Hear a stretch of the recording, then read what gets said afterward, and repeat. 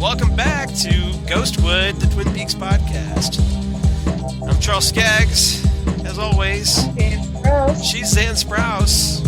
Aren't you, now that we know who we are, now we got that out of the way, let's talk about some Twin Peaks, everybody, because, yeah, welcome to Ghostwood. We're going to talk about, of course, The Return, Part 16, as we draw ever closer to the series finale.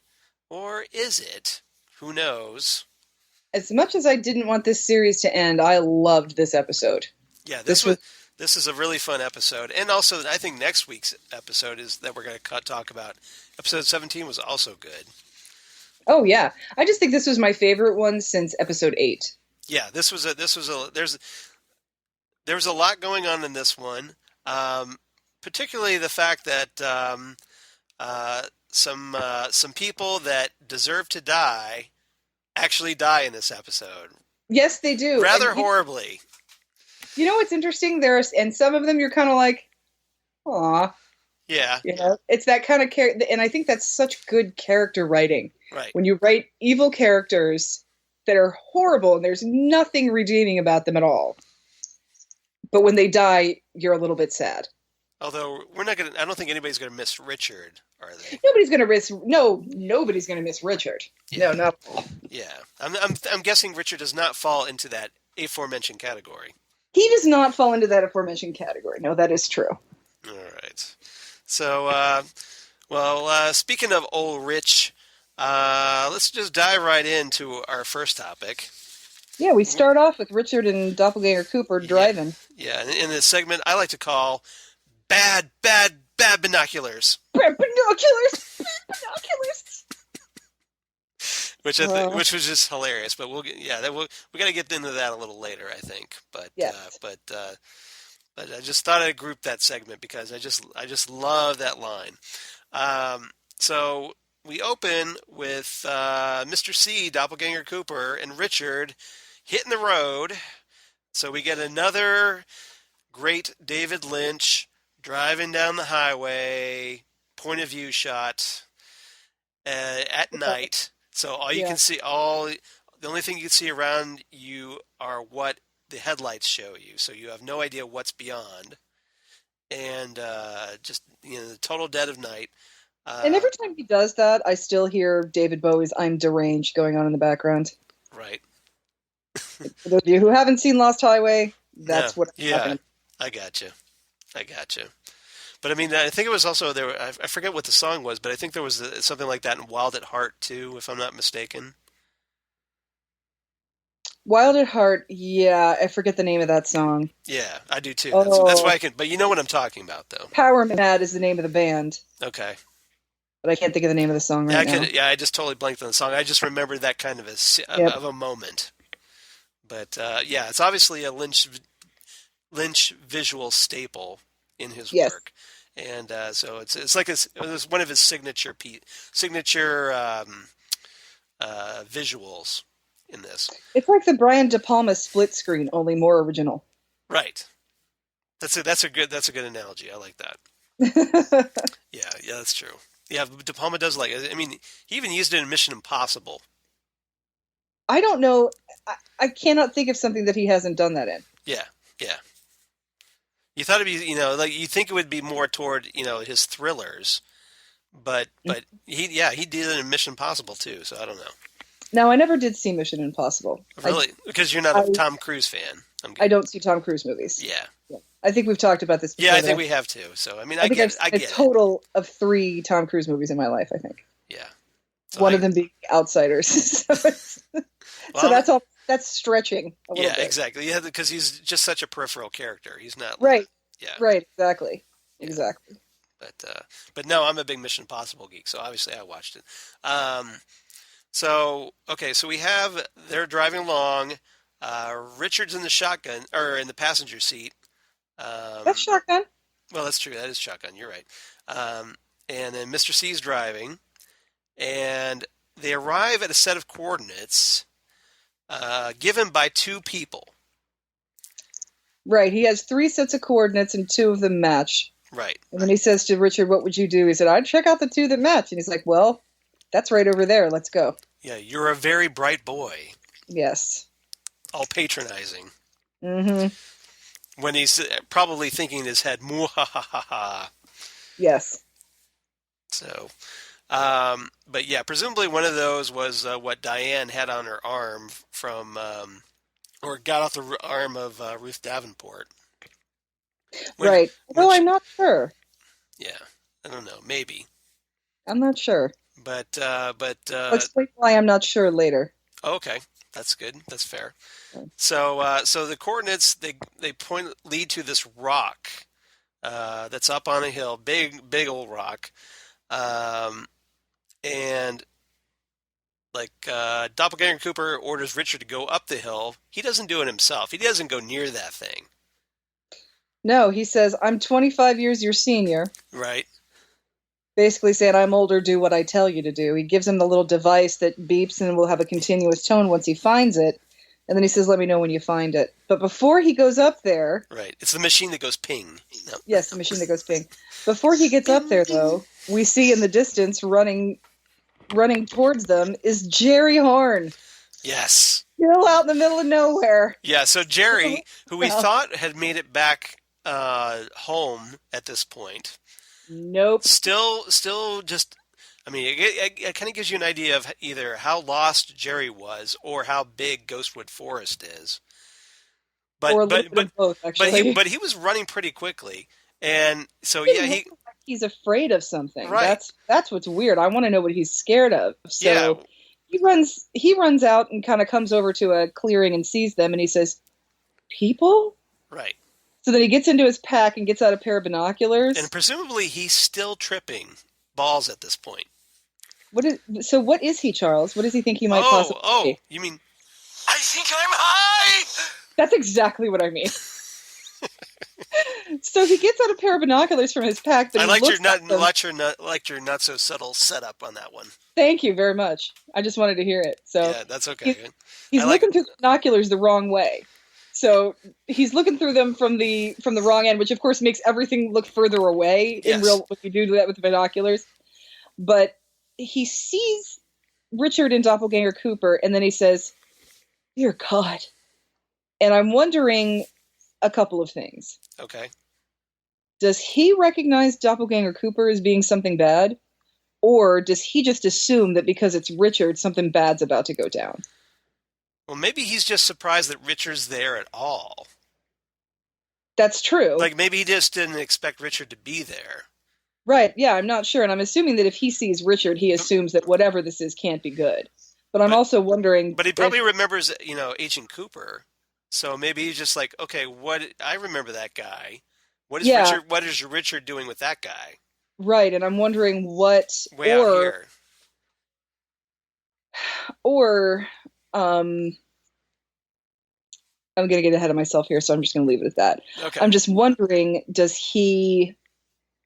is there something that's happened to him while he's been in the woods that he knows a little bit more, and that does he think it's bad because it's Richard, or does he know it's really bad because it's Richard and Doppelganger Cooper? Yeah, Is what I'm. this is one of the things where I hope there's some deleted scenes with Jerry Yes. that hopefully will be out on the upcoming Blu-ray set, which just got announced today, I should point out. Yes, it did. Yeah, so December 5th, everybody. Now that we're actually, since I brought it up.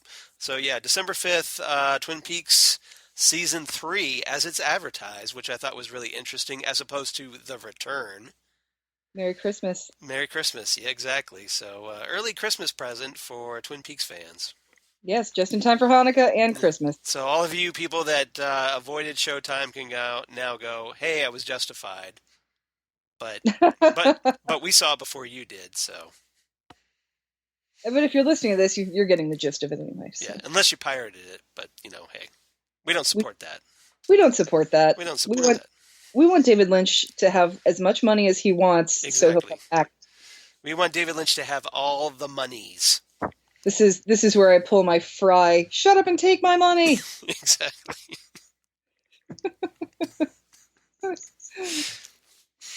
But okay, so at this point, Richard's up on the hill, by the rock, and he's like the device is going ping ping ping ping, and it starts getting it goes from like a staggered noise to a continuous noise.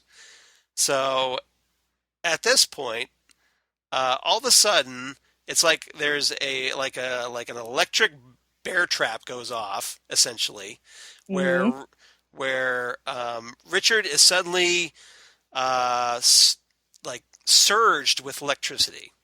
He's zapped by some sort of Yeah, electrical. As soon as he gets into it's the not like area, it's like a lightning strike, but there was no lightning strike. it's more like a lightning strike that's taking the form of sparklers. Yeah. It's like sparking out of his body. It's it's like sparks coming out of his chest, Yes. and then sparks and smoke. And as soon as he gets to the point where the device that Doppelganger Cooper gave him starts letting off a continuous tone, he yells out, "I found it!" And then bzzz, and Yep. then he's there for like a minute getting zapped by this electrical current, and then all of a sudden he's just zapped out of existence. He's gone.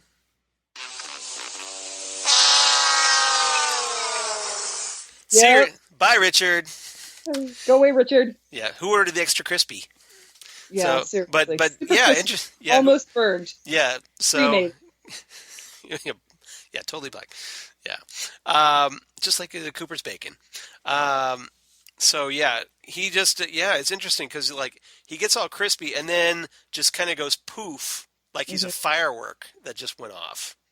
And this is where I would like to paraphrase the Joker. You are a vicious bastard, Richard, and And I'm I'm glad you're glad you're dead. dead. Yeah. I'm glad I did you're like Nicholson in that scene. That was great. dead. He does that little head tilt in. Uh-huh. Yep. You're a vicious bastard, Vitelli, and I'm glad you're dead. I'm glad you're dead. So anyway, this is where we get our depressing confirmation that Charles's theory that went along with a lot of people's theories was in fact correct. Thank you.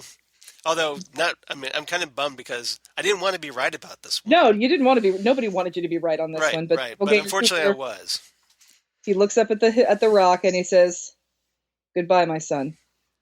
Yeah, all And we're deadpan. like, oh. So that means, yep, And Richard. then Yeah, again, there's something else later in this episode that helps confirm yes.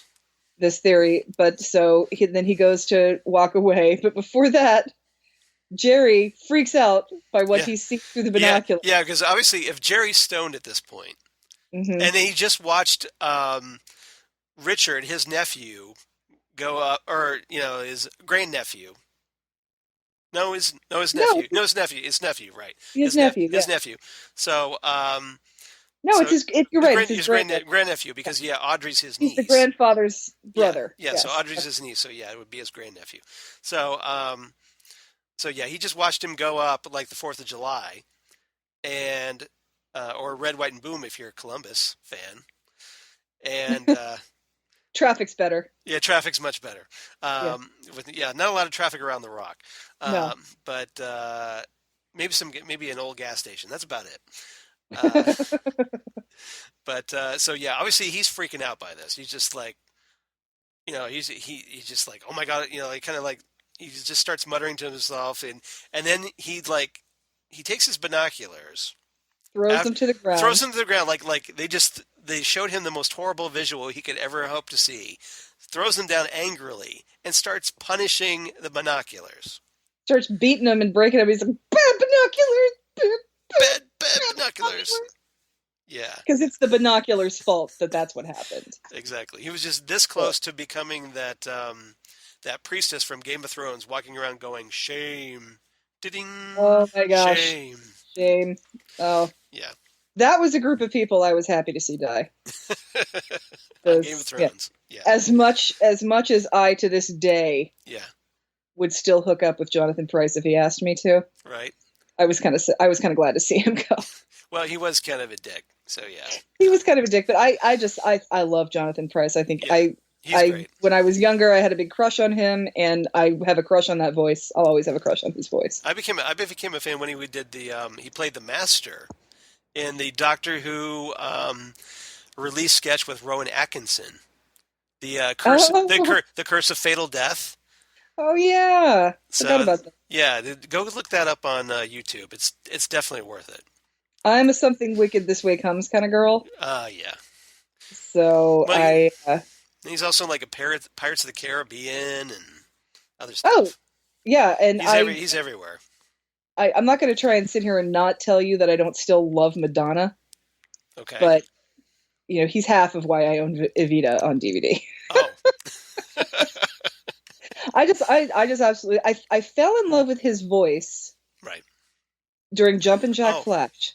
oh, and of course, Tomorrow Never Dies, Oh yes, where he's the big bad in, he's the big bad guy. Yes, yeah, he's but essentially the Rupert Murdoch of the James Bond films.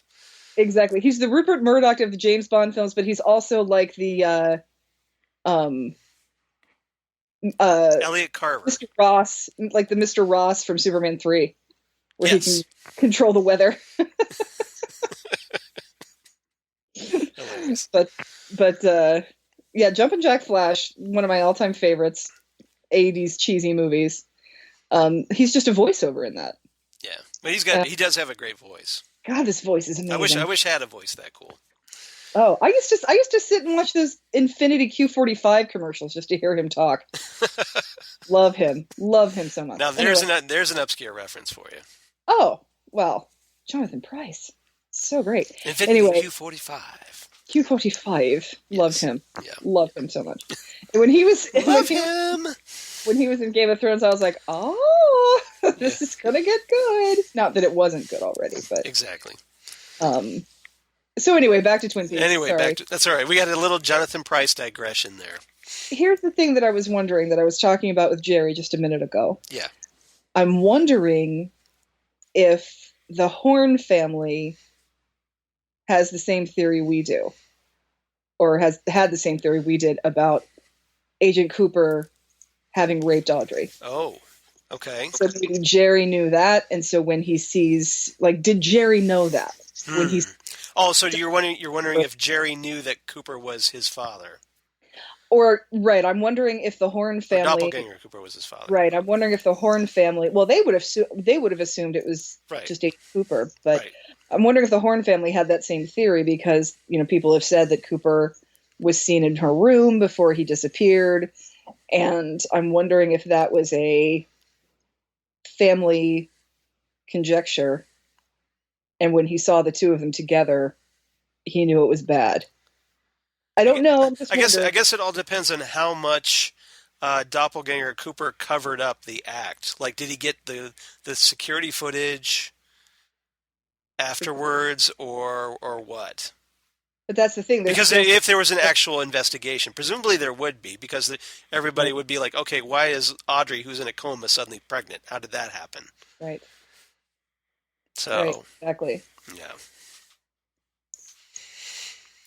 But yeah, I guess it all depends on if they had if they knew. We don't know exactly who in town knew Right. that who Richard's father was. And I just assume the Horns know everything. Right. So. And we don't know how Richard, because Richard seemed to suspect it pretty easily, so we don't know how he found out. Well, I'm assuming that he just sort of tried to. It was probably one of those things. He had a picture. Well, that's true. Yeah, because Audrey used to talk about Cooper. Yeah, so he might have been suspicious for that reason. Yeah, but. maybe. Yeah, you're right. Maybe that's So it. anyway, Richard's gone. Yep. Thankfully, he's off the board. So now, not exactly like it didn't seem like it was good, like, justice for what's her name, Miriam. Miriam. Thank you. Well, at least, yeah. Miriam's going to get taken care of by Ben Horne, so right. That's going to be okay.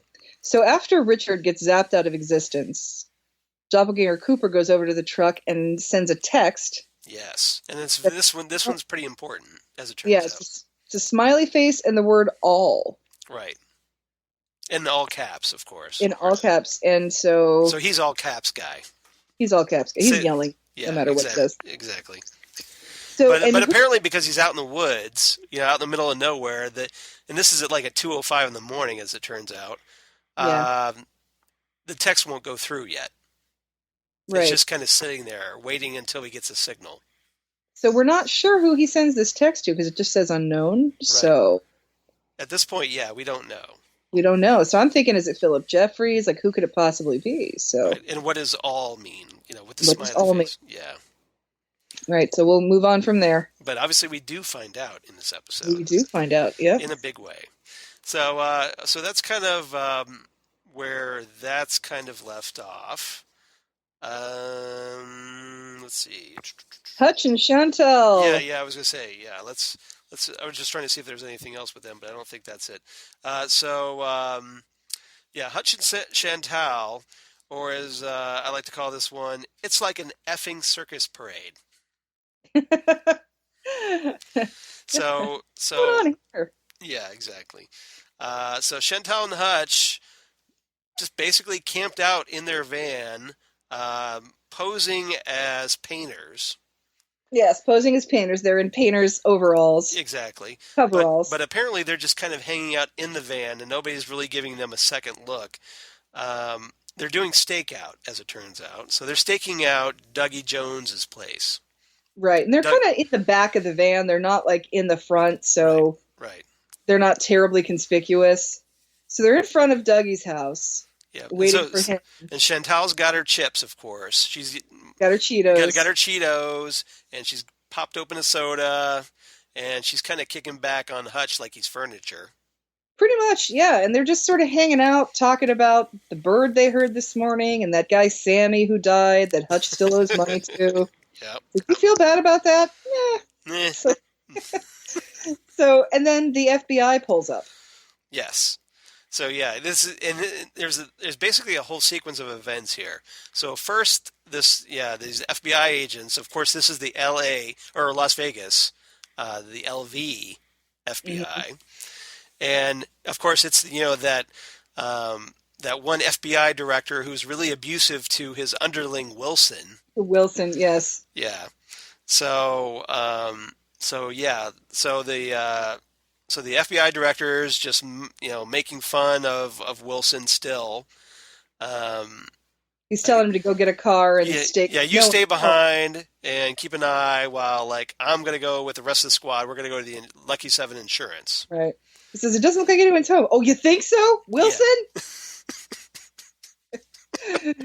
So Wilson goes and gets a car and is staking out the house. So now we have yeah, yeah. So Hutch, the rest of the guys go off and then get and Chantal's all good riddance. right, so now we have Hutch and Chantal staking out the house, Right. and the FBI is going to be staking out the house too. So, um, so while everybody's waiting for Dougie to come home, we find out that Dougie is still in the hospital in intensive care after having been electrocuted. Okay. So you want to go back? Okay, we'll do that first. So Right. yes. So The yeah. rest depends So, on why they go there. So exactly. So Dougie, yeah, he's in a coma. And Janie, you got Janie E, Sonny Jim there, of course. Bushnell Mullins is there, and they're all kind of watching over him. And Sonny Jim makes some comment like, "Well, hey, does electricity cause comas?" no, honey. Well, in this case, it kind of did. Yeah, yeah, yeah. Bushnell's like, well, in this case, it kind of does. He says, Mom, does a coma have anything to do with electricity? Yeah. No, sweetie. Well, in this case, it kind of does. Hey, Mr. Wizard, does Right, exactly. does Oh, still not electricity cause fine. comas? Okay, explain to Why? us. Why? In this case, it does, Billy. No. Yes. You see, your father stuck a fork into an electrical socket. Exactly. Forks are made out of metal, which conduct electricity. They go, And the human body, being comprised of mostly water, which also conducts electricity. and we should have like some animation with like some kind of Venture Brothers music that like Yeah, all retro 50s. right. Or like Mr. DNA from Yes, yeah, I think- from Jurassic Park. Yeah. Yeah. It's Dino DNA. Where is Louis the Lightning Bug when we need him? Right. That's true. That would be great. Love Louis the Lightning Bug. You gotta play it safe around forks and outlets. Around electricity. Electricity. Yeah. Oh wow, that's a terrifying mashup of my childhood. That would be great. Oh yeah, those old those PSAs. Yeah, mash that up with Twin Peaks. Holy crap, Oh my gosh. that's great. That's very surreal. Now, if you could do that with "I'm Just a Bill," then that would be even better. But Nothing is ever going to be as good as the Simpsons parody of yeah, I'm Just Bill, yeah, the amendment to be. right. So good. Yeah, that was good. I'll give you that. That was epic. Oh So yeah. so the Mitchum brothers, and of course the Andys, Mandy, Candy, and Sandy. They show up at the They hospital. show up and they're all happy. They're like, hey, Dougie's, Dougie's still their guy. So they come bearing gifts. So they've got like a bunch of finger sandwiches. He says, you don't want to eat that hospital food, but you got to eat. Yeah, So we exactly. bring in the finger sandwiches. Yep. And And Bradley like leans into Dougie. Is like, it was what, like electricity? they bring in flowers and the girls. And I just love that the girls are with them wherever they go. Right. There's always something for them to carry or do. It cracks me up. Yeah. So Hooray, they hooray for indentured servitude. seriously, if we fire her, she doesn't have anywhere else to go. So So we go back to Lancelot Court. the Mitchum brothers, they ask Janie E for her keys because Right. they're going to stock up her house. So they show up to Dougie's house after what looks like a trip to Costco. Yep. And Yeah. by this point, And Chantal's like, no, Hutch is like, now what is this? what is this now? And then Chantal looks and says that it's a circus parade. Yep. It looks like an effing circus parade. And then he says, "Is one of them our boss? Is one of them Dougie?" And she's kind of annoyed with She's it. like, no, "I didn't stupid." look anything like our boss. And he says to her, "You in the rag?" Yeah, it was just the absolute worst thing a guy could say. And she gives the best response, which is, "What if I effing am?" Exactly. Because Yeah, because at this point you should have had the giant coming out of nowhere, going, "No," waving his arms. No, yeah. don't do it. No. You do not say that. You do not say that to a woman. So little male advice: never, ever ask a woman that. Ever. Ever. If you value your life, don't ask. And to quote Key and Peele, Yes. if she does happen to be during her ladies' time, bring your bitch some chocolate. That is the best. That is the best ever. Those two. I just love that you connected Twin Peaks to Key and Peele. That's great. I just love them. I love them talking. They are great. Those two pimps talking about menstruation are so perfect. Bring your bitch some chocolate. Anyway, so Chantal is getting annoyed. Just real quick. Key and Peele are like my favorite sketch comedy since Kids in the Hall. Oh, completely. I think they're in that. It's in that league. It's in the Monty Python, Kids in the Hall, Key and Peele. Saturday Night Live, Key and Peele. Exactly. They're fantastic. That's like the upper echelon of sketch comedy, in my opinion. Oh, they're so good. They're even good in when they're not being Key and Peele, like when they're in Fargo. Mm. This is where you work now. They're closing the door, and Key's like, "I have accommodation." So anyway, not only is Chantal annoyed by the fact that they're sitting there waiting, not only is she annoyed by the fact that Hutch is asking her, is one of them Dougie, when obviously none of them look like their boss. Right. She's also on her last bag of Cheetos. Which makes things even worse. That's the problem here. Yeah. This is the last bag, Hutch. Yep. It's the last effing bag. The last effing bag. So yeah. You would think Hutch would have like a secret stash of Cheeto bags hidden away for like the emergency bags. He knows to get extra ketchup. He knows to get her dessert. Why doesn't he know to have a case of Cheetos waiting at all times? Yeah. We should figure that out. So anyway, we've got the FBI, we've got Hutch and Chantal, and we've got not Dougie, we've got the Mitchum brothers. And the Candy, Mandy, Candy, and Sandy. The Candy, then their delivery people. Right. Loading up the house with all their supplies. And then Dougie's across the street neighbor Zawoski comes home. Right. Now this is where it gets really interesting. So apparently this guy who's listed in the credits as the Polish accountant But his And name's probably Zawoski because he's got Zawoski Accounting on the side of the car. on the side of his car, and I'm thinking based on what he does, Yeah, he's an accountant for the Polish mafia. presumably, yes. Yeah. So he's like he's basically this bald, heavy-set, kind of lumbery guy in a brown leather jacket. And so he parks in front of Hutch and Chantal's van. And he asks them to move because he says they were blocking his driveway. We're nowhere near your driveway. Yeah. Yeah, we're not even in your driveway. So, so Chantal tells him to F off. And then the Polish accountant goes, I move car. I move car. I move car.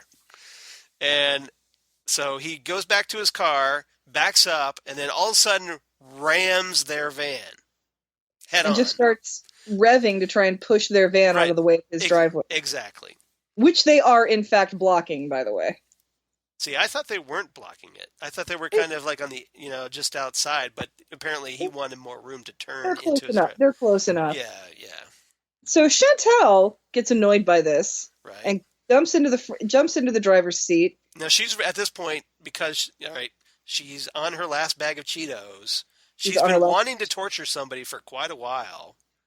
She's had her fill of everything, so she leans out the front and shoots at him. Right. Well, he then gets out of his car, gets into his trunk, pulls out a machine gun. Yeah. So he's basically like, oh yeah, fine. And he pulls out like an Uzi machine gun. Yeah. Yeah. And starts spraying their van. So like, Chantal gets winged in the shoulder. So they finally like, oh, I guess maybe we better leave. So they peel out of here. And they try to leave, and then Zawoski, he sprays the side of the van with the Uzi, and bullets perforate the van. Kills Chantal. Yeah, goes right through. Basically perforates Chantal and Hutch in the process. Well, Hutch goes to shoot out the back. Oh, that's right. You're right. And then he airs out the van even more and winds up killing Hutch. Right. So, but because they're both dead, the van just kind of like slowly goes down the road and then kind of crashes sort of into like a lamppost or something. Right, and then of course the whole thing where Chantal is leaning on the horn, so the horn is just going. Right. And meanwhile, the FBI guys that were left behind, are watching this. Like, kind of like looking at each other like, oh, do we do anything about this? And then they're like, okay, so then they pull their guns on Zawoski and tell him to put his gun down, which he does. He complies rather. Oh, yeah, he goes in without a fight. Right. But the whole time the Mitchum brothers are watching this, they hear the shots, pull their guns out, and they're sort of taking cover behind Dougie's bushes. Right, they're kind of off to the side, over by Dougie's bushes. So you got Rodney and Bradley kind of looking at each other. And Bradley is beside himself. He's like, what does he say? Like, what the F kind of neighborhood is this? Which is pretty much everybody's question, I think, at this point. Pretty much, yeah. And then Rodney just answers, people are under a lot of stress, Brad. Which, in this perfect deadpan retort, which I thought was hilarious. Perfect deadpan. And he just says, let's get the girls and get out of here. Like, so then the FBI is taking Zawoski and... Yeah.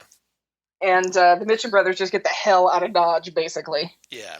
So my question to you now, as you take your laptop and kind of walk through your house. Yeah. That, remember 119 Crack Mom? Yes, I do. Okay, because we never really got any kind of resolution for that. That was basically like a bridge to nowhere. Right. What if Crack Mom was working for Zawoski? Like she was watching his house for him or something. Here's the thing about that, though. Wasn't Crack Mom in the shitty neighborhood where Dougie and Jade were hooking up? No, because remember, her kid went outside when Dougie's car blew up in the driveway. It was in the driveway of that crappy house that he hooked up with. It was in the crappy house? I thought it was in front of their house. Yeah, remember because he couldn't find his car. Oh, okay. I got confused. Okay. Because they left it because he didn't have his keys, which is why Jade had to drive him to the silver Mustang. Okay, so So his car was still in that other neighborhood, I thought. okay, so the empty development. Right, right. So I got it confused. I was confusing the empty development with Lancelot Court. Yeah, I don't think that was. I mean, if Dougie's pretty stupid, but is he stupid enough to know that he's not supposed to shit where he eats? That's true. Good point. I mean, That's a great argument. Thank you. Thank you for setting me straight. but yeah, that was a different neighborhood because the car didn't blow up. Okay, I got a little confused by that. Great. Yeah, the car didn't blow up in Oh, his driveway. It okay. blew up in that other one. All right, I got it now. All right, thanks.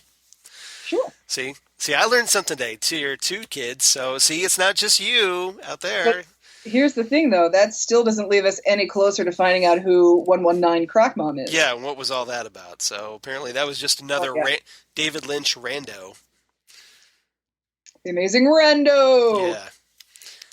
So, okay, so at this point, we go back to the hospital where we hear a humming, a very familiar humming, as it turns out. Where have we heard that before? Yeah, it couldn't be like that humming that was at the Great Northern, could it? Sure sounds like it. Yeah, so that kind of like catches Bushnell Mullins' ear, and he's like, "Er?" He tilts his head like a dog, and he's like, he kind of like almost hypnotically kind of follows the sound out of the room. Listen to the sounds. Listen to the sounds.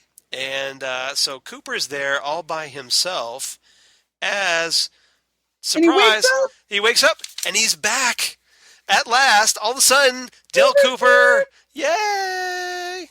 And of course, today I wore you can't see it out there in podcast land, but I wore my Archer Cooper mashup t-shirt in honor of the return of Dale Cooper, the long-awaited return of Dale Cooper. Long-awaited return of Dale Cooper. And if we're going to talk about Cooper and Archer, every time we see the donuts in the conference room, I think to myself, do you want ants, Lucy? Because this is how we get ants. That's just begging for a mashup right there. Seriously.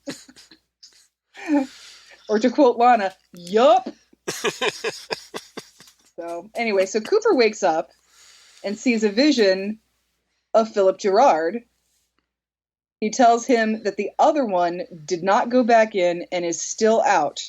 Right. Well, first he says, "You are awake." You are awake. Finally. Which I think which pretty much speaks for the entire audience at this point. Yes, thank God. Finally. And Cooper's all like, "Yep, 100%." 100%. And then he gives him the ring back, and then Cooper says, he asks Philip Gerard if he still has the seed. Yes. So we finally get a name for that little golden pearl. The little gold ball. And so he shows him the little gold ball, and then Cooper reaches behind his ear, takes some of his hair out. Like a lock of his hair. Hands it to Philip Gerard and says, "I need you to make another one." It's Dino DNA. Cooper DNA. We spared no expense. Gerard says he understands, and then he disappears just in time for Jane E., Sonny Jim, and Bushnell Mullins to come back in and see that he's awake. Right. And they're all delighted, of course, that he's back, but Cooper is, because he's Cooper, not Dougie anymore, he's talking, and which kind of freaks everybody out. He's talking. Dapper is talking a lot. Yep. And so he says he has like great affection for all of them. He hurries up. He asks Bushnell Mullins for the finger sandwiches because he's starving. He wants his clothes, and he wants a doctor to check his vitals. Right. And the doctor comes in, confirms that his vitals are fine. Right. She's going to get his release papers ready for him. And then Cooper says to Mullins, "I'm going to need your gun." Yeah, it's his 32 snub-nosed that he keeps hid concealed under his left arm. So obviously Cooper's powers of observation are still working. They are still working perfectly. Then he says that he's pretty sure that somebody named Gordon Cole is going to call, and if he does, give him this message. And before this happened, a little bit ago, there was a scene before, between Dougie in a coma and the Mitchum brothers going to Dougie's house. We see a shot of Gordon Cole in that hotel room with all of that FBI monitoring equipment, and he's just sort of looking around like, Well, he's kind of listening, I think. He's kind of listening. Like I think he thinks something is about to happen. Well, he's got all that monitoring equipment. But this So, is so I'm good. wondering if like maybe he was like there's something maybe to do with Cooper that he was waiting for, like some signal. Maybe that tone that came through Something like the it. Like humming, he's hearing that tone or something, but he's getting an idea that something's about to happen. I mean, I think right? Gordon is Or maybe he's just dialed in to something. Yeah. because he does. I mean, he is kind of he's interacted with that supernatural realm, so maybe Right. so yeah, he's obviously connected to that, like Cooper is. Right. Uh, Exactly. So Cooper tells Bushnell Mullins that he's a fine man, and he says Mullins asked him if he wants to speak with that FBI director. And then Cooper, in this defining moment, he gets up and he looks like kind of like right at the camera and goes, "I am the FBI," that is so great. which He's he tells and everybody's just like, "Yay!"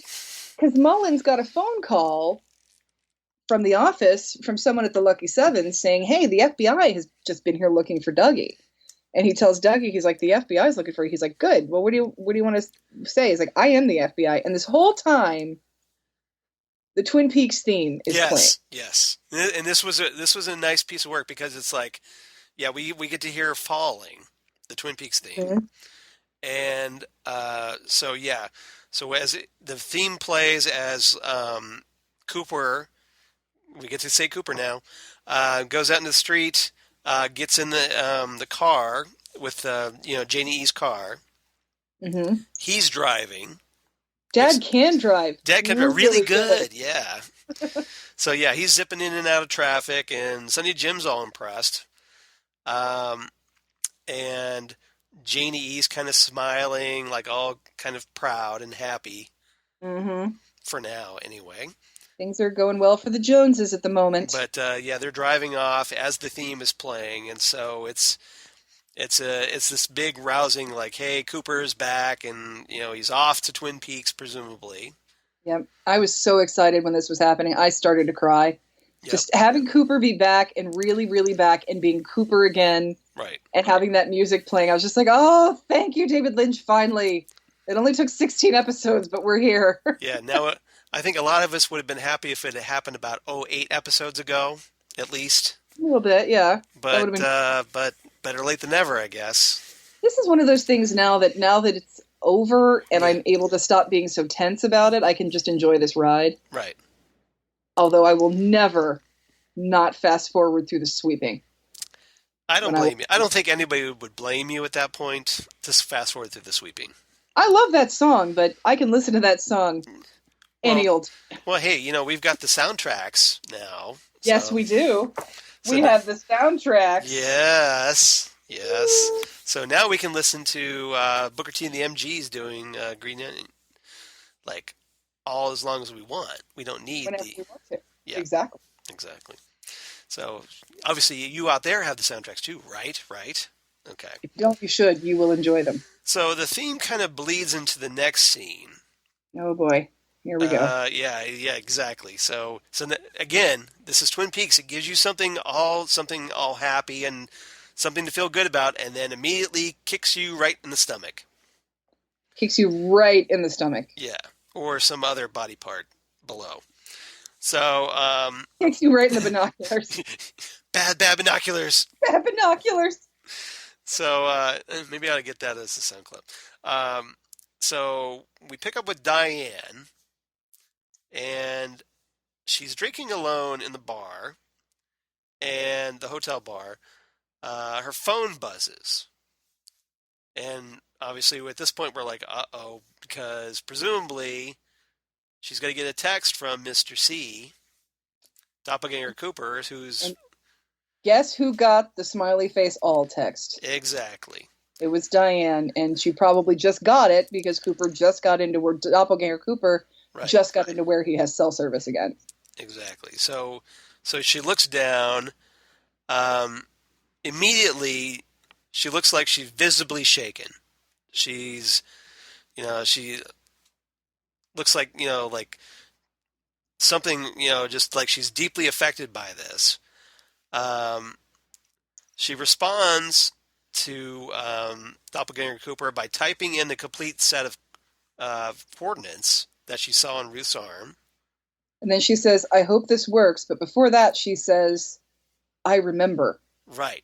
And so essentially all means kind of like, hey, all your memories are coming back.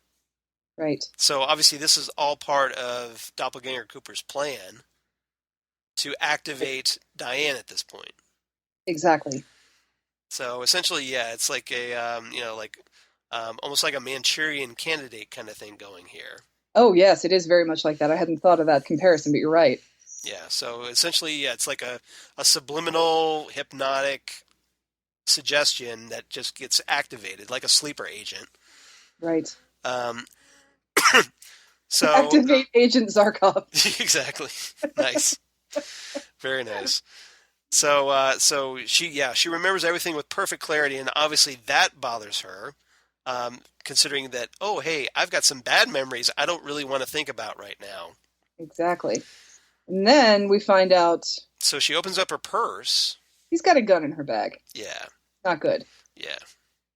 So then we follow Diane to Gordon Cole's suite. And we hear a very familiar music cue at this point. Yes, we do. And that, of course, is the distorted version of American Woman by the Muddy Magnolias that David Lynch kind of slowed way down. Yes. And so it's all dark and sinister. Yeah, like that. And this, of course, was the same music that played the first time we were introduced to Mr. C.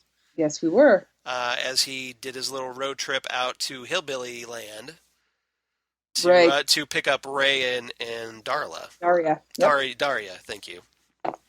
Daria. And obviously Doppelganger Cooper's influence, obviously very heavily inferred here. And so Gordon knows Diane is there without her knocking. There's no knocking. He just says, come on in, Diane. No doorbell. And so apparently he's been, he just knew she was there. He was tracking her, presumably either with his equipment or just the fact that he's dialed into what's going on. Right. So he tells her to enter. She sits down. She says she's now ready to finally tell what happened the night Cooper visited her 21 years ago. Right. And this was apparently 3 or 4 years after he'd gone missing. Yeah. So he comes to her house. He doesn't knock. He doesn't ring the doorbell. He just walks in to her house. Right. So because it's 3 or 4 years after she'd stopped hearing from him, we are led to believe that this is in fact Doppelganger Cooper. So it's not, the last time she heard from him was not before he went to Twin Peaks. It was 3 or 4 years afterwards. So this is definitely Doppelganger Cooper. So he just comes into her house and she hugs him and they sit down to talk, but he keeps just asking about the FBI. She says, like he was grilling me. Right. And she sort of dismisses is that he just really wants the news from the Bureau about what's going on. And she keeps wanting to know what he's been up to and where he's been, but he doesn't tell her any of that. He just keeps asking her questions. And then she says they're sitting on the sofa and he leans in to kiss her, but then something went wrong. Right. Now she was excited at this point because she was feeling that romantic she was tension. Just so happy to see him. She was so happy he was there. And she said they had kissed one other time. Right. And so, when he goes in for that kiss, she knows something's not right. Right. Especially the moment they touch lips. When they touch lips, something went wrong. And unfortunately, again, he rapes her. She talks about that he rapes her, and she talks about how he smiled at her, which if you remember the kind of smiles that Bob used to have, so it's probably something very skeevy, or even the smiles that Doppelganger Cooper has when he's feeling up Chantal and or Daria, yeah, exactly. Yeah, just it's very, very disturbing, and especially in this situation when you think it's someone you haven't seen in 3 or 4 years, someone that you love, someone that you trust, Right. and then this happens. It just has to be terrifying, absolutely terrifying. So unfortunately, Cooper rapes her, and then afterwards, Which again was another theory that I had that that was another theory. And unfortunately again, that I didn't want to happen, but unfortunately I was right about it. unfortunately, you were right. And then unfortunately, that also lends credence to the theory that he raped Audrey as well. Right. Because obviously he's got a pattern. So he's obviously a rapist. Yes. Above it, and Bob was a rapist as well. We knew that. We knew that. So, but afterwards, he takes her to an old gas station. Yeah. And yeah, that old gas station. Like maybe like with a convenience store, that old gas station. Yeah, that people live above it. Yeah. Yeah. Yeah, that. So it's the what's it here? Yep. There we go. So yeah, so they're basically she's there. The woodsmen, of course, are there. Weird things happen, and that's kind of where her story kind of trails off. And then she starts sort of internally fighting herself, like she's struggling with something in her own mind, and she starts yelling out, "I'm not me." Yeah. So that was really like kind of terrifying, I think, at that point. That was terrifying. And I think this was also another theory that Diane wasn't really Diane, especially with that white hair. Now, I thought that it was because of like what happened to Leland. Right. I was sort of on the right track, but not exactly. But I think there might be something to that white hair. And again, I get ahead of myself. Oh, yes. But that you might want to save to next week. Right. I'm just thinking that, but we had this theory that she wasn't really who she was. But she's sort of still in there, able to kind of fight herself. So she's kind of like struggling. Yes. She's yelling out, "I'm not me. I'm not me." And then she pulls the gun out of her purse. Right. And goes to shoot Gordon. But of course, got a couple of sharpshooters in the house. Yep. Tammy and Albert both open fire. Yep. Take her out. So Diane is presumably off the table, and then all of a Diane sudden disappears. Yeah, that's what I say. And then she just suddenly disappears, like gone. Yep, just gone. And like somebody we've heard of before, maybe like Lois Duffy. Yes. So at this point, Tammy is freaked out. She's like, "Oh my God, was that a tulpa?" She's like, "Oh my God, they're real. That was a real tulpa." Yeah. So she's shocked, but also fascinated by everything that's coming true that she's been told. Right. And I'm sorry, Albert's sitting there silent. He's just kind of like, okay, that happened. Yeah. Gordon is off to the side going, he's not even thinking about the tulpa thing. He's going, sheriff's station? Because Diane said that she gave him coordinates to a sheriff's station. Right. And so what's sheriff's station has been pretty predominant. Oh, hey, the Twin Peaks sheriff's station. I think we know which one. We have a winner. Yeah. So anyway, so Diane disappears. Yes. And they're all sitting there flabbergasted. And then we cut to the waiting room where Diane shows up. She's sitting in one of the chairs in the waiting room. Right. And Philip Gerard looks at her and says, "Someone manufactured you." Right. And Diane, of course, being Diane, replies, "I know. I know. F you." F you. which was just hilarious. That was pretty good, yeah. And then her face cracks open, not in the same way. Well, like her jaw kind of shifts around, like she's cracking her jaw, and then her face cracks as a result, like an egg. Right, and what comes out of her face is like black smoke, and it's not the same face cracking open that Sarah and Laura have already shown us. No, it's something different. Yeah, because that was just more like I'm removing my face, which is all even and circular.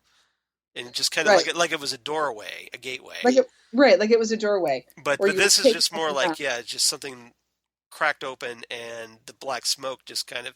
And this is very similar to the black smoke, of course, that Dougie, when he entered the waiting room, it's basically the same thing because, hey, he's a tulpa. He's a tulpa. And the way Cooper came into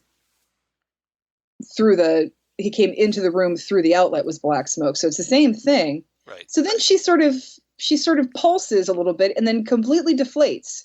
Right. And then all that's left of her is a seed, one of those little gold balls. So someone made her to the same reason they made Dougie, to throw people off and to create so she was like doppelganger Diane. Exactly. So at this point, everybody's first question is, where's the real Diane? Where the heck is the real Diane, and how long has she been this Diane? And I am assuming... Presumably 21 years ago.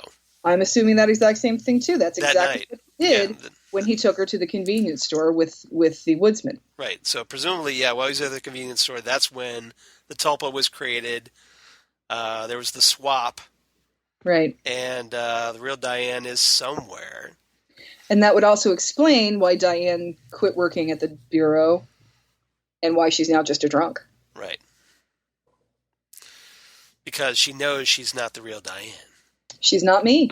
I'm not me. I'm not me. So, it was just something that, so maybe that's why Sarah Palmer drinks.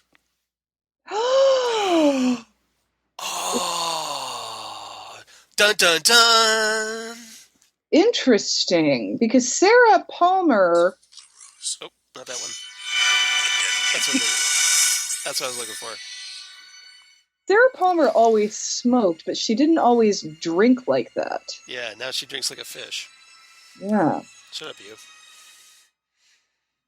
Just dramatic music wherever you go. I know. Exactly. That's my soundtrack. Nice. It gets a little awkward when, like I'm in church or something. No, just kidding. Yeah, the movies, people don't like you. No. Or libraries. Libraries. Really, oh, yeah. They're gunning for me. Yep. It's still going on. So Diane is a seed, and we're just left wondering, and we go back to the Silver Mustang. Yes, the Silver Mustang Casino. Cooper shows up with Janie E. and Sonny Jim. Cooper, at this point, I think he's regretting what's about to happen. He knows what he has to do, I think. He does. And they're there at the Silver Mustang to meet the Mitchum brothers so they can fly him on their private jet to Spokane. Right. And so Rodney tells, Bradley, we're gassing up the jet. We're going to Spokane. And when they get there, they say the jet's all gassed up and ready. And Janie says, where are we going? Right, because she's expecting to go along. Right, so he sort of walks her over and just sort of sits down, and they have this very... surrounded by the slot machines. Surrounded by the slot machines. So a nice little metaphor there. And I'm wondering, who's Jackpots. Who's okay with this little kid just being in the casino? To be fair, Bradley and Rodney own the casino. I'm guessing they'll let it slide. They'll let this slide this one time, but it's like, yep, I don't know. Anyway. Maybe they figure, well, okay, he's a friend of the... Yeah, it's like we were told to just let this go. They're going to do just about anything for Dougie. He's got $30 million worth of goodwill credit for them. Pretty much. Yeah. So. And he brought cherry pie, so that goes a long way, too. Yeah. Oh. Seriously. Yeah. So he goes over to talk to Janie E. and Sonny Jim in private, and then Rodney and Bradley talk about how Dougie is sure talking with a lot of assurance. Yes. And then Bradley figures side effects. Like that's side effect of coma. I do like the Mitchum brothers. But they're kind of bad guys. I wasn't sure about them at first, but now because now they're on Team Cooper. Right. That they're okay. I would be sad to see them go, and I will admit, just to go back a little bit, I was a little sad to see Hutch and Chantal go. Yes, yeah, no, and I know, I figured that was who you were talking about earlier because they would be a great spinoff too. Like, so you could have the Hutch and Chantal show, you could have the Mitchum Brothers show with Candy, Mandy, and Sandy, featuring Candy, Mandy, and Sandy, yeah. And so they were at least entertaining, right? They could carry their own spinoff show. Right. They were at least entertaining, and they. This is going to sound strange, but they also got rid of obstacles for Cooper / Dougie. Like if there's no warden, who cares if they find Cooper or Dougie or because of course they all have the same freaking fingerprints. Yes. So if they find one, they're going to have to go back to North Dakota. And Well, yeah, they're essentially a plot device right, to get Cooper from A to B. Right, and they also killed Duncan Todd, who is an impediment to Dougie. So they kind of do what you want for the protagonist while working for the antagonist. They're interesting characters, so that's why. Well, they almost had like a almost like a symbiotic relationship because like Dougie helped them, they helped Dougie, Mm-hmm. who in turn became Cooper. So yeah, right. So right. they both helped the other move their various plots forward. Exactly. Right. Exactly, and they're interesting characters. Whereas Richard does nothing but cause pain to characters I already like. Exactly. Yeah, he's just a pure antagonist that that is there to create conflict and chaos. Exactly. Yeah. Exactly. And he's not a character that I'm interested in learning anything else about. Right. I'd be interested in learning about Hutch and Chantal, like how did they meet and how did they become assassins and and how did Chantal get so into Cheetos? Seriously, and what's her thing for ketchup? I kind of wonder if like maybe she's like hypoglycemic or something, like she needs some kind of food or something goes on there, but who knows? And why did Hutch owe Sammy money? I mean, there's a lot of questions that we could have. Maybe we'll get those in the final dossier. Ooh, maybe. That'd be nice. Even though you don't like that word, final. I don't like the word final, but it's at least something. Yeah, I don't think David Lynch likes that word either because he's not he's not big on endings, is he? No, he never wraps anything up. Yeah, we'll talk about that later, of course. Of course we will. So he says, Cooper says goodbye to Janie E. He basically tells them he loves them, and he makes a comment to both of them. Says, at some point, I'm going to walk through that red door, and I'll be home for good. Yeah, that was so sweet. And so I kind of wonder if that's like an ultimate. I'd like to think that was an ultimate payoff. Like that would be the end of Cooper's story, is that he returns home to them. That would be kind of sweet. Like that's where he retires or something. Right. That would be really sweet. Yeah. So he goes to leave, and Janie E says, "You're not Dougie," but then Sonny Jim's like, "You're my dad." So he's like, "Yes, I'm your dad." He's trying to reassure Sonny Jim. So as he gets up to leave, Janie E follows him and just looks at him and says, "Whoever you are, thank you." It's like she knows, like he's some guardian angel. Exactly. She knows he's not Dougie, but he's there to take care of them somehow. But I don't think she cares at this point. No, she's like, I'm okay with you as Dougie's replacement. And that's the thing. Has Dougie ever really particularly been that dynamic of a personality in the first place that she's going to miss him all that much? Apparently not. I mean, everybody's talking about how Dougie's actually talking more. I mean, Dougie was probably just a quiet guy that sat around and didn't do very much. And especially with the accident. Posted for a job and... Yeah, especially once he had the car accident, that he wasn't that, like, there. Right.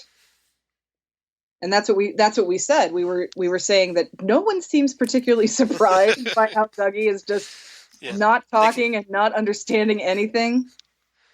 I'm glad we got an explanation for that, because that was kind of bugging me there for the longest time. It's like, why is everybody like all cool with him acting so weird and walking in like into elevator doors and whatnot, and doesn't know how to pee? Yeah, exactly. And needs help going to the bathroom as an adult male, of 50-something. So they arranged the flight to Spokane. Cooper, he's riding in the limo with the Mitchums and the Mandy, Candy, and Sandy. Candy, where's my Bloody Mary? Exactly. So I don't know if Cooper's like drinking. I don't know if it was coffee or what. I think it was coffee. Yeah, it was coffee. Let me get this straight. Go ahead. You don't sell insurance, right? You're an FBI agent who's been missing for 25 years. And we've got to get you to a town called Twin Peaks, to the sheriff's station. This is Bradley trying to grasp this, yes. This is Rodney trying to grasp this. You're right, it was Rodney. I'm sorry. And he says, that's it. And then Bradley says, Dougie, we love you, but we are not usually accepted in such places or by such aforementioned people. Right. And then Cooper says, boys, that's about to change. I am witness to the fact that you two have hearts of gold. And this immediately sets off Candy. And she says, they do. They really do. And she's all like she's got this really, like, almost, bizarrely happy smile. Like someone that was, like, in a cult would wear on their face. Right. And this is again, like, what is this? What is Candy's story that they have taken such good care of? That I want to know so bad now. After they made a point of focusing on Candy, I want to know how that happened. How did we get to them wearing these like cocktail waitress dresses, and being so subservient to these guys? But then also them, they do all these crazy things and they just let it go, and the whole, if we fire her, she has nowhere else to go. Right. Like they want to take care of them, but what happened? And why, like, if these guys are like, are criminals, like, what is it about these girls that even when Candy smacks Rodney in the face with a newspaper or remote control, thank you, because she's trying to nail a fly. And he just kind of shrugs it off. Mm-hmm. Instead of just like either beating the crap out of her or killing her. Or firing her even. Or even just firing her. But yes. So something, there's some kind of like reason why they care about these girls so much. Exactly. And I have no idea what that is, but it will be definitely interesting. It would be. So, last thing we get. Speaking of a town called Twin Peaks. So yeah, after hearing the theme, we finally go back to Twin Peaks. Remember that place? So we finally see Audrey and Charlie at the Roadhouse. So apparently, somehow, after Audrey strangles Charlie, she got him to put on his damn coat and go take her to the Roadhouse. Exactly. And the Roadhouse has a little-known act. Yeah. Some Severson. Yeah, some minor guy. And I will admit that when I was watching this part, I wasn't exactly looking at the TV. Mm-hmm. And then I heard him singing, and I'm like, wait a second. Oh, you're like, oh, hey, Eddie Vedder from Pearl Jam. Eddie Vedder. And I looked it up, and that is, in fact, Eddie Vedder's given name. Yeah. So. Which I thought was clever, that they used his given name. I think that is clever, yeah. See, I knew Eddie Vedder was supposed to be on there with Trent Reznor from Nine Inch Nails. Oh, see, I didn't know any of that. But I didn't know if it was going to be this episode, so I was kind of surprised that it was this episode. But I figured it had to be coming up because, hey, we're running out of episodes. We don't have much. Yeah. So he plays a song called Out of Sand, which is okay in my opinion. I've never been Pearl Jam guy. I haven't particularly been Pearl Jam huge fan either. I was more Nirvana, Foo Fighters guy. I'm not Pearl Jam guy. See, that was the thing. My 90s, like when Pearl Jam and Nirvana... Or Weezer, even. I like Weezer. But Weezer was college for me. It was a little later. But that whole early 90s scene... The early 90s... Green Day. The early 90s for me was more of a way for me to play catch-up to the 80s. Okay. Like, that's when I finally went back and got really heavily into the bands that I briefly heard about when I was a kid. Like that's when I became a huge Devo fan and a huge Talking Heads fan and started really listening to Blondie a lot and that kind of stuff. So I sort of went backwards at that time. When it came to the stuff from the 90s, I was more like into like the Sundays and Throwing Muses and stuff like that. So that was more my 90s. But yeah, Pearl Jam was one of those things that I saw them before they got huge. They were at a Lollapalooza. Like they were the second or third act or something. They were on early in the day. And we so very earlier in their career. Yeah. we like wandered up to the front row. We're like, yeah, these guys are okay. I mean, we're just Yeah. they're, yeah, they No just big, nothing big, nothing big. yeah, they never grabbed me. Now, as a person, I like Eddie Vedder quite a bit. And his with his politics, his views on education, things like Right. that. But Right. just never been like the biggest Pearl Jam fan in the world. Yeah, me neither. But nothing wrong with him. Just No, not no, my, no. I know. I'm sure there's a lot of people out there that are big Pearl Jam fans, and I don't want to dismiss that. It's just not me. well, I'm at that age where bands I don't like aren't automatically bands that I say suck. Yeah, If it's a band I don't like, that's one thing. Now, if you suck, that's different. yeah. And I've seen some bands You that can really you can suck. appreciate Eddie Vedder's talent, even though you may not be a particularly big fan of his. Right, exactly. Or you can look at things from an objective point of view and say, this is not my thing. I get it, but it's not my thing. Yeah, Whereas when you're young, you're like, oh, they suck. It's like, no, you just don't like them. yeah, That's a different thing. yeah. It's very easy to be black and white when you're Right. younger, but of course, as you get older, you see the shades of gray. You definitely see the shades of gray in your own hair. And therefore, Yeah. you see them everywhere. You see them in the mirror, and then you see them everywhere. And then you reach for the tweezers and the scissors, like, oh, get it out, get it out. And then you realize that if you start plucking it, you're not going to have any hair left over. And that's when you get sad. And then you remember you're old enough to drink now, and then everything's okay. There's a lot to psychoanalyze in those last couple sentences. That's very true. Speaking of drinking, Yeah, speaking of drinking, as we were. Charlie goes up to the bar and orders 2 martinis, Right. which just sort of miraculously appear. Like the bartender just reaches under the bar. Like he was waiting for them to show up to get their martinis. Right, like it's a freaking play or something where it's just like a bad play. Or maybe it's a dream. Maybe it's a dream within a dream. Yeah, Very. But who is the dreamer? Oh, we don't even know. I think we know. Well, I think we know. I think we know. I think we know, but we don't know quite who's the. We kind of get a hint in this episode. Oh yeah, we do. So they have their martinis, and Charlie says, he holds up his glass and he says, "Here's to us, Audrey." She sort of looks at him and smirks and says, "Here's to Billy," and then clinks his glass. Yeah.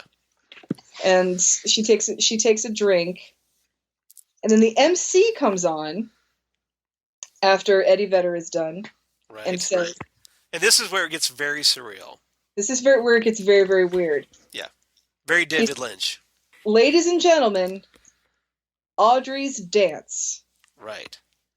And for those of you who know the original soundtrack, that piece of music that plays is called Audrey's Dance because of that scene where Audrey comes into the double R, Right. puts money in the jukebox, picks the song, and just dances around and says, "Isn't this music so dreamy?" Yeah, exactly. And that was like, I want to say episode 2, 3 Yeah, of the original, so very early. Yeah, very, very early on. So the floor clears out, and Audrey just sort of, she's very Dale Arden, like she's almost being hypnotized to come dance. Yeah, the great Flash Gordon reference, by the way. Thank you. That's 2 in 1 episode. I'm proud of myself. That's true. So she goes out in the middle of the dance floor and just starts dancing the same way that she danced. Yeah, she recreates the original dance. As a teenager. But of course she's older, so it's a little different. Right. Her body doesn't move. But it's interesting because her face, depending on because the Roadhouse, the lights from overhead, and the way, like, depending on her angle or whatnot, it almost looked like her face, I mean, it almost like it transformed back to her younger self. When it was bright on her face, she very much looked like her younger self. Yeah, because, I mean, obviously the lights smoothed out the wrinkles and the age. So it kind of washed that out. So, yeah, it was almost like, we're seeing the young Audrey again, at least in her face. Right. And I thought and then, it's this very, like, surreal, dreamlike moment. And then all of a sudden it gets interrupted because, hey, there's a bar fight. Because, hey, it's the Roadhouse. Of course there's a bar fight. Barney, that's my wife, you a-hole! Yeah. So suddenly another couple of Roadhouse randos go after each other. snapping Audrey out of that her dance. Her dreamy trance, Yeah, yeah. yeah. Oh, and we forgot to mention that, hey, before she started her dance, the entire dance floor, everyone that was on the dance floor, just Cleared out. in unison, as soon as the MC announced it, clears the dance floor to make room for Audrey. Right, Again, like something out of a dream. it's like Tony Manero is coming onto the dance floor, Yeah, and everybody knows to just stand back and watch him go. right. Like apparently this is a very special thing. Everybody knows it, so we're just going to stand back and let it happen. Exactly. So yeah, everybody clears out, and then she's all alone on a spot under a spotlight doing her dance. So she sees the fight break out, and she gets scared and runs over to Charlie and grabs him and says, "Get me out of here!" Yes. And then all of a sudden, the roadhouse is gone, and Audrey is looking in a mirror she's no makeup, all white clothing, stark white room, In and a she's just mirror. here going, "What? What?" Yeah. She's terrified and confused. Yeah, like essentially almost like she just woke up from something, Something. at least temporarily, Right. And then and then we cut away. we're done. We're done with the episode. Yeah. Except through the credits, Yeah. the Roadhouse Band plays Audrey's dance backwards. Exactly. So what does that No, mean? no symbolism there. None whatsoever. It's David Lynch. He doesn't do that kind of thing, right? Yeah, exactly. So did Audrey have like a psychotic break, or did the sleeper must awaken? Did the sleeper awaken? That's the thing. And I read, and I'll find this and I'll post it to our Facebook site. I read a blog entry that was an interesting theory about that. Okay, what's the theory?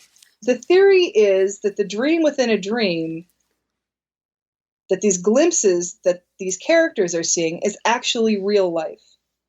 Okay. The fourth wall, it's breaking Yeah. the fourth wall. Right.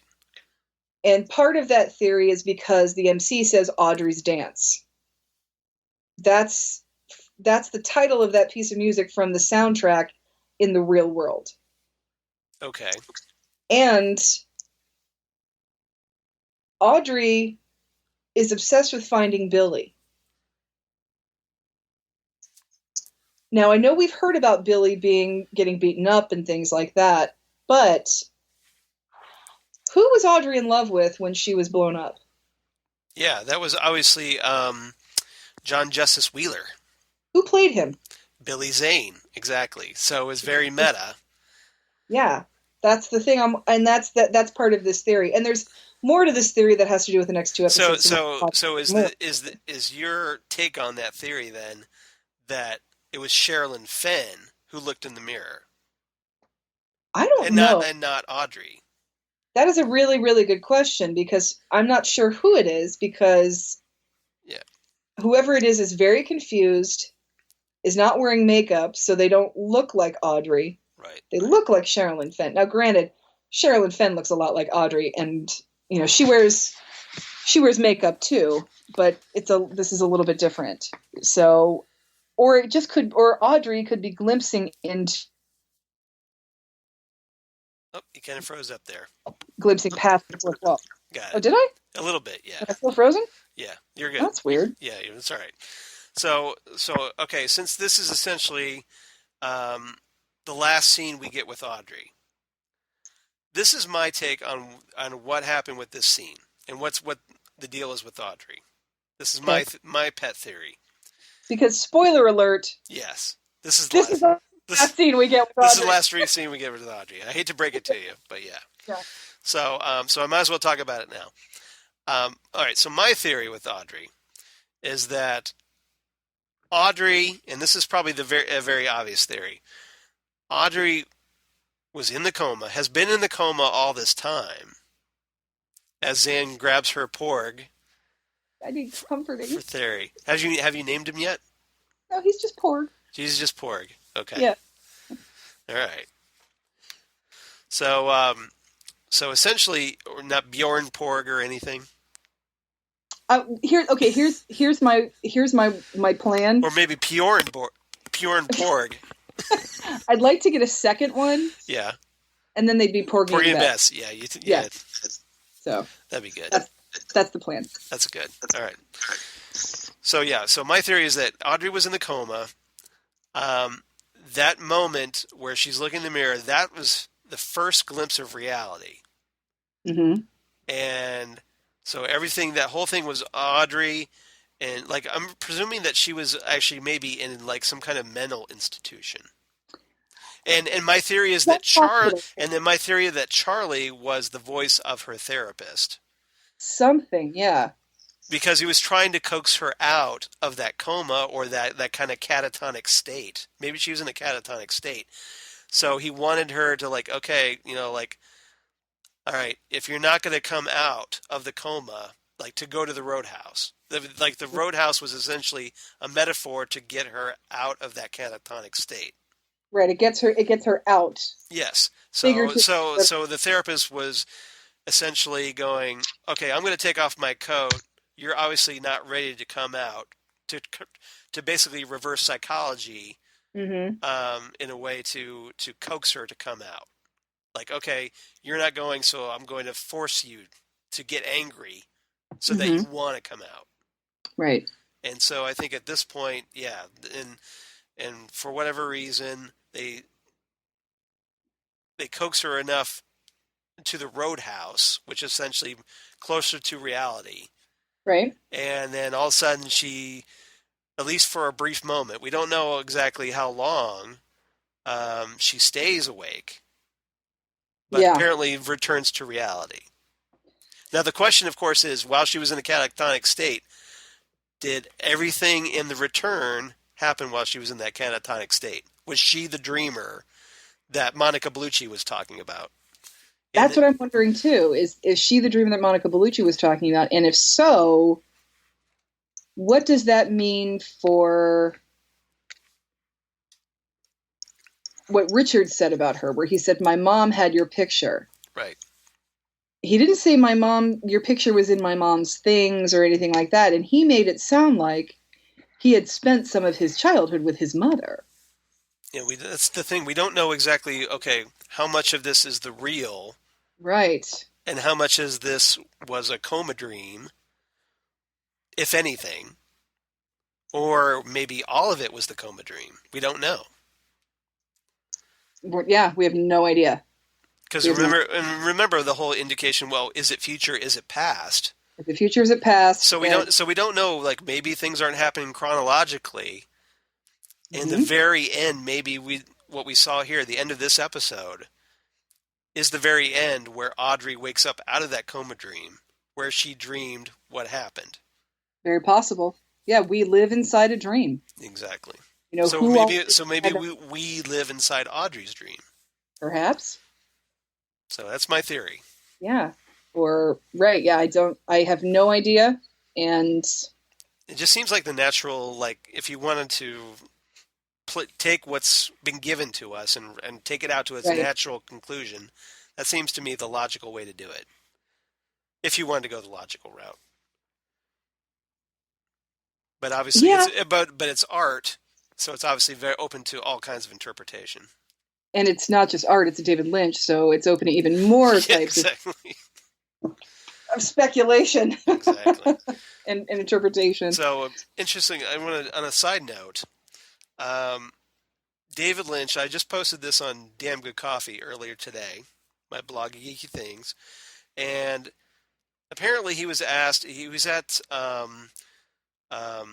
some what was it here? That he was speaking at some like a conference or he was doing like a I don't know if it was a fundraiser or what.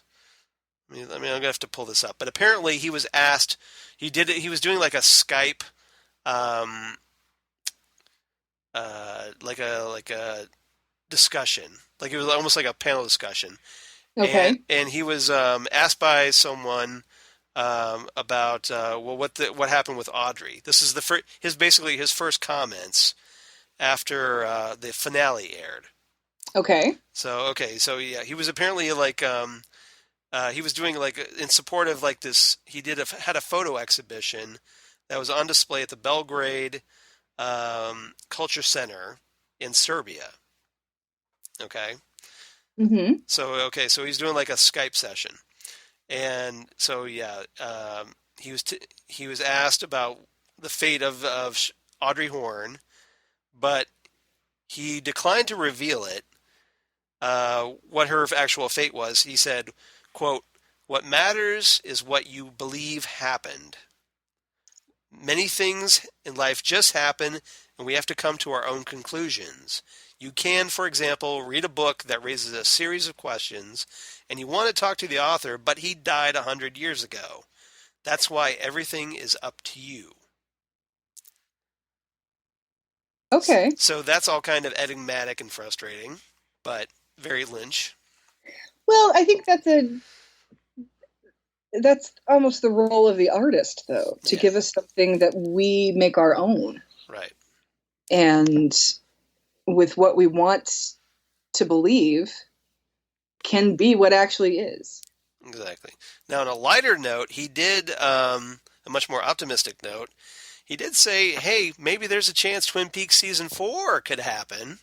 Oh, please, David Lynch. But he says, hey, if it was continued, he says it's too early to say if it is going to be continued. But he said if it does, fans are going to have to be patient because, hey, quote, "it took me 4.5 years to write and film this season." That's better than 25 more years. Exactly. Now, David Lynch, for those who don't know, he's 71. Mm-hmm. So if he's going to get cracking on this, he better start pretty quickly, in my opinion. More importantly, or at least write some notes. Harry Dean Stanton is 91. Yeah, exactly. Okay? And we need some more Carl Rod. I need some Carl Rod in my life here. All right? I need the angel of the trailer park to come back. You need some Rod. Well, that sounds dirty. I know. It's just there. It's just there. I apologize. All right, so yeah, we definitely, it would be nice if it happened, but apparently if it doesn't, it's open to interpretation. Mm-hmm. But I'd like to think, hopefully, because that scene did seem all kinds of abrupt, like it was almost like a cliffhanger for the next season. I just really want Audrey to be okay. Yeah. I don't think she's okay. I think she's in a really horrible place right now. Mm-hmm. And I don't want her left like that either. Yeah, seriously. So we kind of need something to fix that. Again, kind of like we did with Cooper back in the day, where we weren't happy with how his ending at that point. Yeah. Until we got a sort of better ending, but not really. So. It's right. It's something. But we'll talk about it. We'll talk about that eventually, obviously. I'd like us to have something. Yeah. That would be nice. We got Ed and Norma. Yes, we did. That was nice. So that seemed to be the only thing that really worked out. I hope it works out. If you think about it. Yeah. We'll see. All right. So yeah, that's kind of where we were left off for this week. Yeah, we're just that backwards version of Audrey's theme, which I thought was rather interesting. That was very interesting. But I think that's about it. Did we forget anything? Not that I can think of. I think we got everything, and it just sort of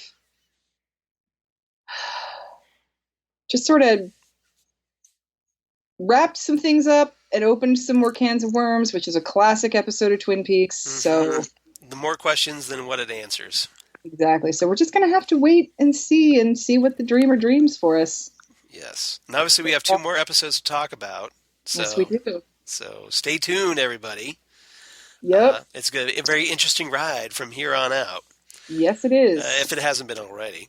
Oh, yeah. All right. So what's your rating for this one? This one is 9 out of 10 finger sandwiches. I was going to go that route, but I came with something better, I think.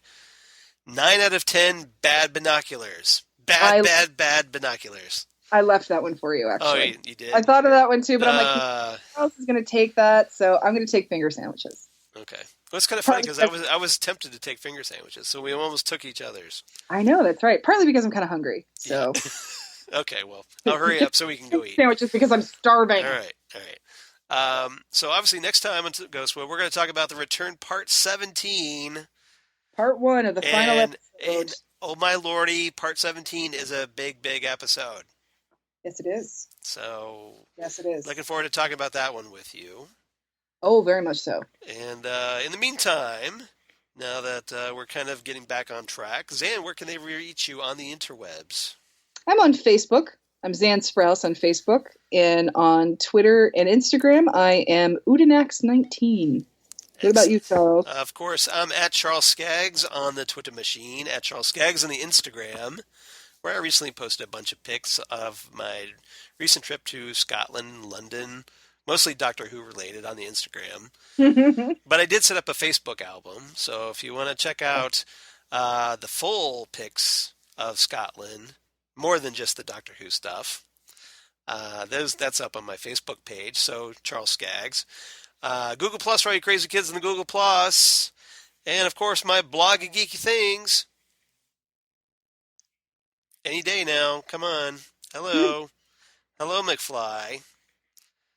Think, McFly. Come on, McFly. Think. Damn good coffee.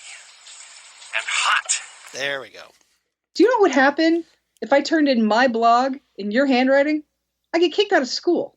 You wouldn't want that to happen, would you? Think, McFly. Would you? No, of course I wouldn't want that to happen. Why don't you make like a tree and get out of here? It's leave. It's make like a tree and leave. You sound like an idiot when you say it wrong.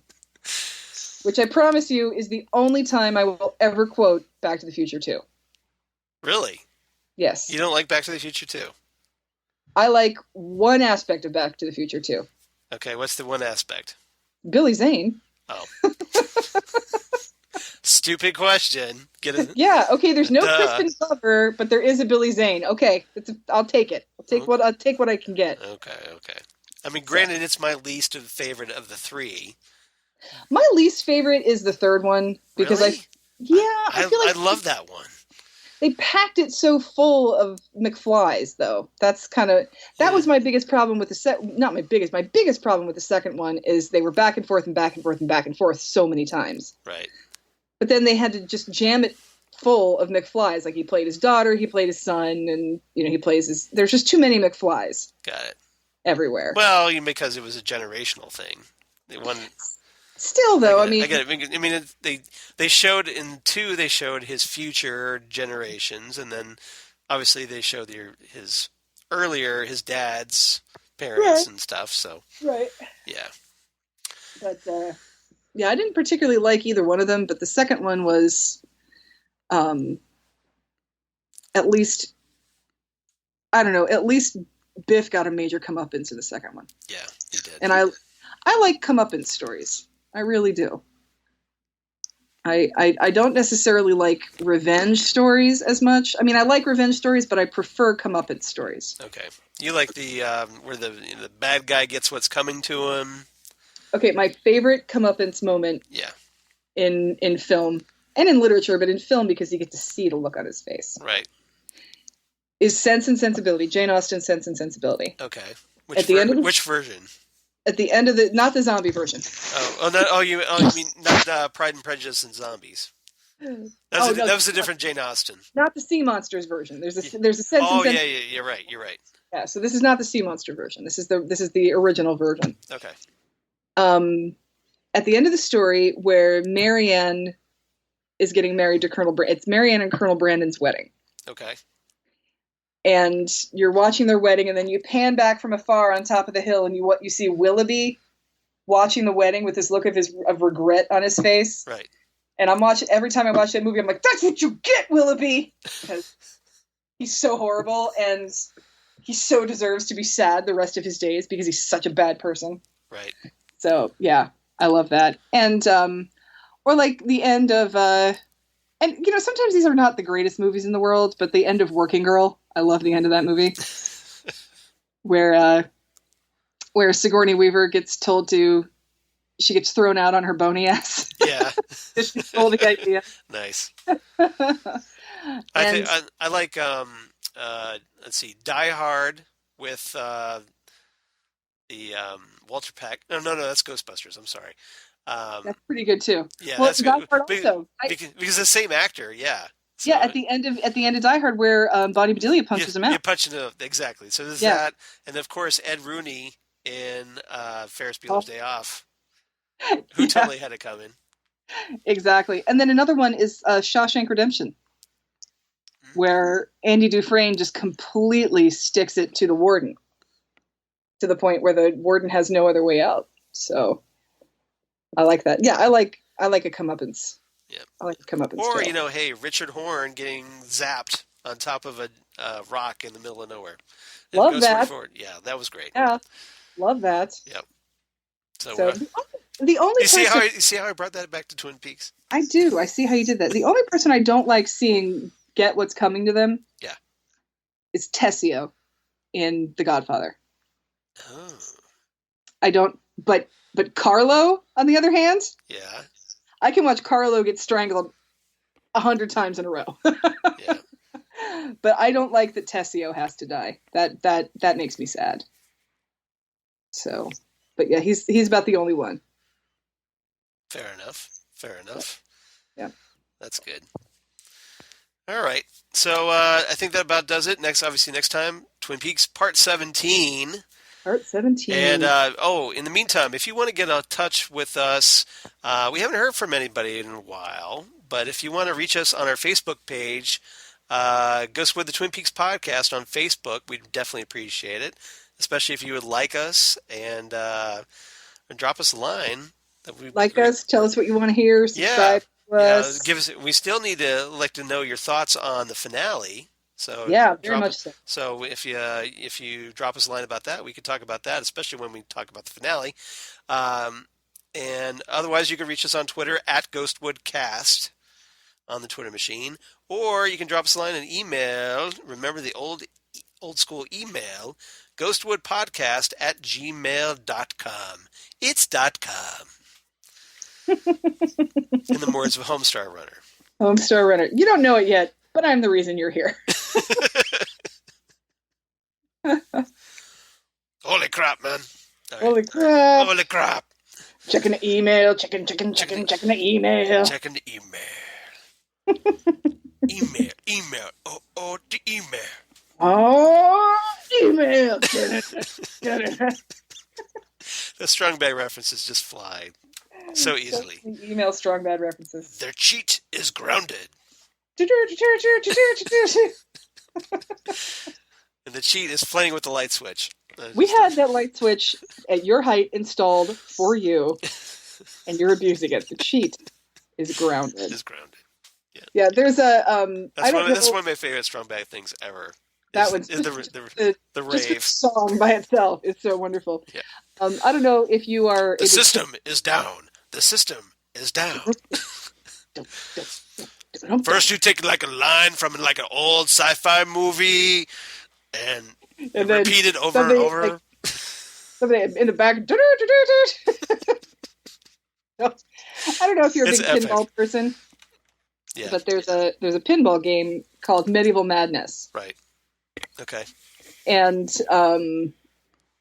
there's this character. The Merlin character will sometimes come on and tell you what you need to do, but he sounds like the king of town. He's like, "I am Merlin." He sounds just like the king of town. It is so funny. All right. Well, this has been like the longest goodbye ever. So everybody. Now that you've got all the Strong Bad references, now you can go off and watch some Strong Bad, and then come on back for Ghostwood as we cover Part 17. We'll be here. Hope you will be too. And we'll talk to you next time, right here, Ghostwood, the Twin Peaks Podcast. Bye, everybody. Bye, everybody.